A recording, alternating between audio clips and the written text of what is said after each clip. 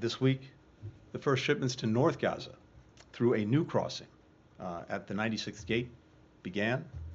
We have flour that flowed from Ashdod port. We're working to make sure that inspections are accelerated and road repairs move forward so that we can also increase the flow that's going from Jordan into Gaza. That's a critical route for supplies. So there's movement, and it's positive, but it remains insufficient.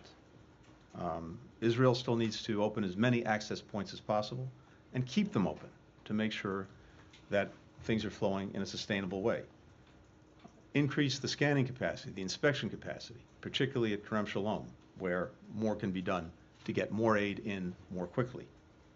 Easing unnecessary restrictions on key products, having greater clarity and predictability on what can get in and what can't. There's a legitimate issue here about dual-use items, but we need to see much greater clarity, much greater consistency on what these are. And of course, as we've said all along, while it's vital to make sure that things are getting into Gaza, once they're in, they have to get to the people who need them. And so distribution within Gaza remains a critical function. There, improving communication, improving deconfliction with humanitarians, particularly with the United Nations, with local community leaders, remains important work and work that is still in progress. The bottom line is we need to see, as we've described it, we need to see flooding the zone when it comes to humanitarian assistance for Gaza. This will have a number of, I think, important merits to it. First and foremost, it will bring comfort to people who so desperately need it. But beyond that, one of the challenges that we have now, and that you're seeing now, is that lawlessness, insecurity, all of that pervades in Gaza, combined with desperation. When you put those things together, you have situations where aid goes in, and then people immediately charge at the trucks, and you see looting, you see criminal gangs get in the act, and again, just ordinary civilians who, and in the absence of sufficient aid, may believe that their only chance to get a piece of bread is to go at the one truck that they see coming in. When you have a sustainable, predictable, confident supply of assistance going in, that will give people confidence that food is there, it'll keep coming, they can rely on it. That will also decrease both the overall insecurity, sense of lawlessness. Prices will come down for goods that are being looted and then sold on the black market, and that'll undercut the gangs that are engaged in that practice. Having said all of that, even as we work to surge humanitarian assistance by every means necessary, the most effective way to really get that done is with a ceasefire and having an environment much more conducive to getting the aid through. There's a very strong proposal on the table right now. The question is, will Hamas take it? Does Hamas want to end the suffering that it's provoked? The question is there, but I can tell you that we're intensely engaged every single day, almost every single hour, with Qatar, with Egypt, to see if we can get a ceasefire agreement that will get the hostages out, get more aid in, and create a pathway perhaps for a more lasting, secure solution. Hostages remain front and center on our minds and in our hearts. We just learned that one of the dual U.S.-Israeli citizens who we believe was taken on October 7th, Itai Hen, was in fact killed on October 7th. I'd met with his family multiple times over the last several months. I spoke to them yesterday, to Ruby, to Hagit. There are no good words. No one should have to go through what they've gone through and what the other hostage families continue to go through. It's another reason why getting the ceasefire would be so crucial to enable us to bring the hostages home. The President has made clear that ensuring the supply of humanitarian assistance, doing everything possible to protect civilians, has to be a priority. It can't be a secondary consideration. So, to that end, I would simply say, where there's a will, there's a way. We look to the government of Israel to make sure that this is a priority. Protecting civilians, getting people the assistance they need. That has to be job number one, even as they do what is necessary to defend the country and to deal with the threat posed by Hamas. Happy to take some questions. Thank you. Thanks, Mr. Secretary. Hello, how are you? Two things very briefly. One, you guys have been talking for a long time, months and months and months now, about the need to get more aid into Gaza. So I'm just curious about what this meeting today was. Did it accomplish anything, or were any decisions made about speeding up the maritime corridor, or was this a broader thing that had more to do with that? And then secondly, it's no secret that the differences between President Biden and his administration and Prime Minister Netanyahu and his government have gotten bigger, larger over the course of the past couple months, but particularly over the course of the last several weeks or days. And I'm curious to, you are unhappy with the pace of the aid deliveries and what Israel has done in terms of speeding assistance into Gaza, but when you combine that with the actual combat that's going on the ground, can you see a point where where the United States, where the Biden administration says, look, enough is enough? And then if that does happen, what would that mean? Thanks. Right. Matt, thanks. In terms of the meeting today, the focus was on the maritime corridor and the pier, the dock that we'll be building, that the President announced in the State of the Union. So what we were talking about today was with the countries that are directly participating in both helping to establish that pier, that dock, but also putting in place the system to collect assistance and then to send it off by sea to the dock that we'll be building. So that's what this was about, and it was really following up on the President's State of the Union message, following up in very concrete ways to get this moving, to get this off the ground. And as I said, the military is also working intensely on this. We want to get this up and running as quickly as possible, but it demands tremendous coordination among the donor countries, among the participating countries, and of course with Israel. So that's what we're focused on today. Again, I want to emphasize that this effort is vital, but it's, again, a complement to, not a substitute for, other means of access for humanitarian assistance to Gaza, and notably the overland access. As to the second part of your question, I'm not going to engage in hypotheticals. We've been working closely with the government of Israel, but also many other countries, to try to make sure, to the best of our ability, that aid can get in, that they can get to people who need it, and that civilians are better protected. That remains an ongoing effort. And as I said, we need to see efforts in that direction maximized. The President's been very clear. This has to be a priority, and it has to be a priority for Israel. It's the right thing to do. It's also, I think, profoundly in Israel's interest to do it, and that's what we're working on. Andrew? Andrew. Secretary, thank you. I want to follow up on that and also ask separately about maybe the first about Gaza and the disaster that this has become. The U.S. is weaponizing the war. We are the leading supplier of weapons to Israel. At the same time, you are leading an international rescue effort to get this aid in, despite the obstacles from members of the cabinet in Israel, which have delayed the opening of more land access, and still are. And as you point out, these sea routes are slow. They're slower than they should be, even, because not all the ports are open. And they're not a substitute for the hundreds of trucks that could get in by land. So can you explain to the American people this incompatible policy? These policies are in conflict. And have you received any plan, as requested, from Israel for a plan to take care of the people in Rafah, if, as the Prime Minister has said, he's determined to go in after those last four, what he says of those last 4 battalions? Separately, on Haiti, there's the same disaster emerging there on a different scale, but Is there a U.S. plan to help with relief? It's already been 5 months since the UN authorized the Kenyan multinational-led multinational force. The Supreme Court there has objected. It's going to be a while until they get in, even if they agree to go in. What emergency relief can we provide to the people of Haiti to try to resolve the growing disaster there? Thank you. Thanks, Andrea.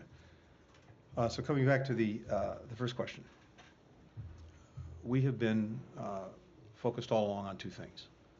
One, making sure that Israel can effectively defend itself, and that's an enduring commitment that's not going to go away. And also to try to make sure that October 7th never happens again. And in doing that, we're there as Israel's ally, as Israel's partner. We've also been determined from day one, that is, Israel takes steps necessary to defend itself to ensure that October 7th doesn't happen again, that civilians are protected, humanitarian assistance gets to those who need it. And these two objectives are not in conflict. The question is whether Israel, on the one hand, is and can effectively deal with its security needs and defending the country, while at the same time maximizing every possible effort to ensure that civilians are not harmed and that assistance gets to those who need it. And as I've said for some time, we see a gap between the intent and the result that we're determined every single day to close. We want to see the violence end. We want to see this get to a point where civilians are fully protected and people get what they need to get by and ultimately to rebuild their lives. The best path forward right now would be, of course, getting an agreement on hostages. That's what we're working on intensely every single day. With regard to Rafah, the President's been very clear about this repeatedly. What we've said to Israel is this: given the large number of civilians that are now in Rafah, many of them displaced from other parts of Gaza, about 1.4 million, we need to see a plan that will get civilians out of harm's way if there's to be a military operation in Rafah, and not only gets them out of harm's way, but also ensures that they have what they need, that they have shelter, that they have food, that they have medicine. We have not yet seen such a plan. On Haiti, as you know, this has been a long unfolding story. The heart of the story is the suffering of the Haitian people, and we want to see that brought to an end. But that requires a few things. It requires a more stable political system so that the country can function and function democratically. And for that, we need to see a transition to elections, to a clear return to a democratic path. We need assistance, humanitarian assistance, development assistance, so the economy can get built up, people can have opportunity. And fundamentally, we need to see security, because it's very hard to do either of the first two things in an environment that is profoundly insecure. And right now, you have in Haiti profound insecurity that is being driven largely by the action of gangs who control big parts of the capital city, critical infrastructure, et cetera. So we've been working on all of these fronts. And as you know, the United Nations endorsed some months ago a multinational security support mission to help the Haitian police regain control of security. As we're putting that together, and Kenya stepped up to say that it would lead this mission, we've brought together other countries that are going to contribute to the mission. We ourselves are contributing significant resources to it. In parallel, we've also been trying with CARICOM countries, the Caribbean countries, other interested countries, to help Haitians get back on a better political path. I was in Jamaica just a couple of days ago with all of the countries from the Caribbean, CARICOM, with other partners, including Canada, including France, including Mexico. All of this in support of Haitian-led efforts to find a political path forward, to get to a political transition. And that's exactly what was agreed the other day. The Prime Minister Henry, stepped down along with his government A transitional presidential council, or college, as they call it, is being stood up. It's inclusive. It brings together most of the major parties in Haiti, as well as other key stakeholders like the private sector, like the interfaith community, and civil society. That council has as its mandate, again, agreed to by the Haitians, to choose a new prime minister, an interim prime minister, to establish a National Security Council, and to put in place an electoral commission. That creates the pathway, the transition to elections and to a constitutionally mandated government. That also creates a better environment in which the multinational security support mission can go forward. I was on the phone this morning with President Ruto of Kenya, who confirmed Kenya's preparedness to lead that mission. As soon as this new council is stood up, which we believe will happen in the next couple of days, and an interim prime minister is selected, that mission can move forward. I announced as well when I was in Jamaica that the Department of Defense is doubling its contribution to this effort. So we now have $200 million coming from DOD, another $100 million coming from the rest of the United States government in support of the multinational security support mission. We have another almost $100 million that's been raised from other countries around the world, and notably from Canada. So my anticipation, it's a long answer to your question, is having done all of this work, we should be in a place where that mission can go forward. It can, we believe, help reestablish security, take back control of the country from the gangs. Meanwhile, the political transition is moving forward with this interim presidential council, with an interim prime minister, with these new bodies that are stood up, tracking toward elections, and that in turn creates a better environment in which we can actually get assistance in, get it to people who need it, get development moving again, and create some opportunity for people. None of this is easy. None of this is going to happen from one day to the next, but at least there is a plan, a process in place to do that. It's Haitian designed, it's Haitian led, but it's supported by many countries, not only in this hemisphere, but around the world. Hello, Mr. Secretary. Let me try to push you a little bit more on these issues in the hope of getting an answer. President Biden, in his interview, also said he wouldn't suspend any military aid to Israel in a way that would impact, for example, the Iron Dome. Does that mean the United States would consider putting conditions on offensive weapons to Israel? Secondly, you met with EU Foreign Policy Chief Joseph Borrell today. He said at UN, Israel is using starvation as a weapon of war. Do you agree with that? And if you don't, who do you think is responsible for the man-made famine in Gaza? And lastly, there has been an Israeli airstrike today on an UNRWA aid distribution center in Rafah. The agency said at least one staff has been killed. It also said that they've shared the coordinates of this facility with the Israeli army in the hope that it would be protected. What can you tell us about this incident? Thank you. So let me take those questions. Actually, let me start with the last one. So I saw the reports of the strike today on the UNRWA facility. And first and foremost, our condolences go out to the families, the loved ones of those who apparently lost their lives in this strike. I don't know the details of what happened. I do know, based on what we've heard from the Israeli government, that the IDF is investigating, the Israeli Defense Forces are investigating this incident. And of course, we will look closely to see what that investigation produces. Without getting into the specifics of this incident, because again, I don't know the facts, I think it does, as a general matter, underscore something I talked about a few minutes ago, and that's the imperative of having much better and much more consistent deconfliction. Humanitarian workers, the agencies, they need to be able to do their jobs with as much security and as much confidence as is possible. And look, you're in a war zone. You have a terrorist group that is firing from hospitals, from schools, from apartment buildings. But the Israeli military, the Israeli government have a responsibility and an obligation to do everything possible to ensure that the humanitarians can do their jobs. And among other things, that means making sure that if there's a humanitarian facility that's clearly identified, it's not struck. It means making sure that if there's a supply mission, a convoy, trucks going to a particular place at a particular time, that the Israeli military does everything possible to ensure its secure passage. So this is an ongoing process. It's made, again, incredibly difficult by the environment in which it's being conducted, but it is a responsibility and an imperative for the Israelis.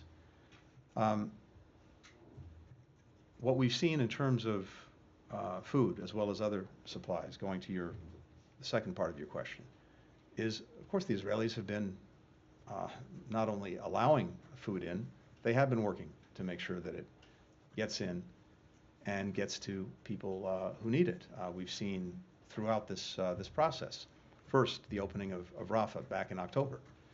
After my first visit to Israel, many hours of discussion, Rafah opened, assistance began to get in. We went back some weeks later. We got agreement to open Kerem Shalom. During the first pause, the hostage pause, 1 week, the amount of assistance that was then going in doubled during that period of time. Since then, we've pressed them on doing things like getting flour in from Ashdod. I mentioned that a short while ago. The flour that is now getting in to Gaza is enough to produce bread to last for 6 months in Gaza.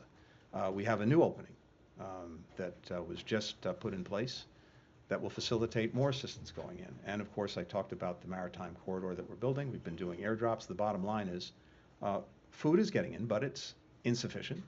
That's why we're talking about doing everything possible to maximize not only what gets in, but what gets to people.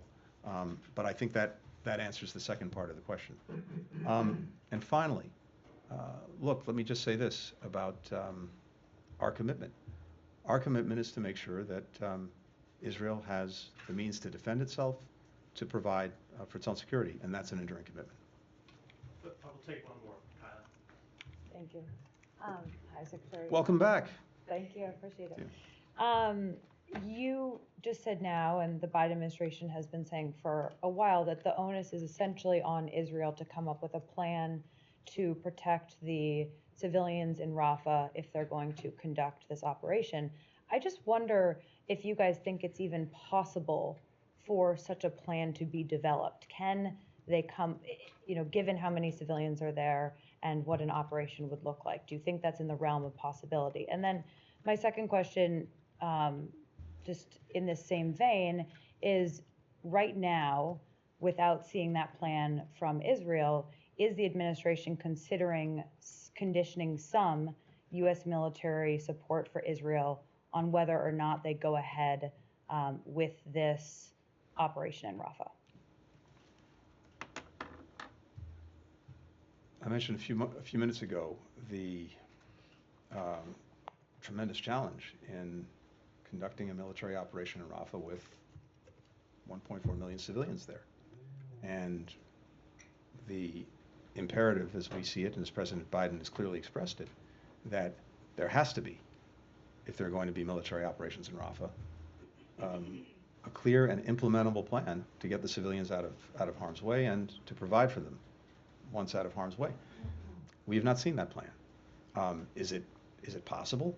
Yes, it's possible, but we haven't seen it, and the most important thing is to see it and to make sure that it's something that can be implemented in a way that accomplishes what has to be accomplished, which is protecting people and supporting people. But right now, that's all in the realm of hypothetical because we haven't seen a plan. So we look to that. Beyond that, I'm not going to get into any other hypotheticals about Rafah or where that goes. All I can say is we need to see a plan for the civilians, and we'll wait for that. Thank you. Thank you all. Thanks, everyone.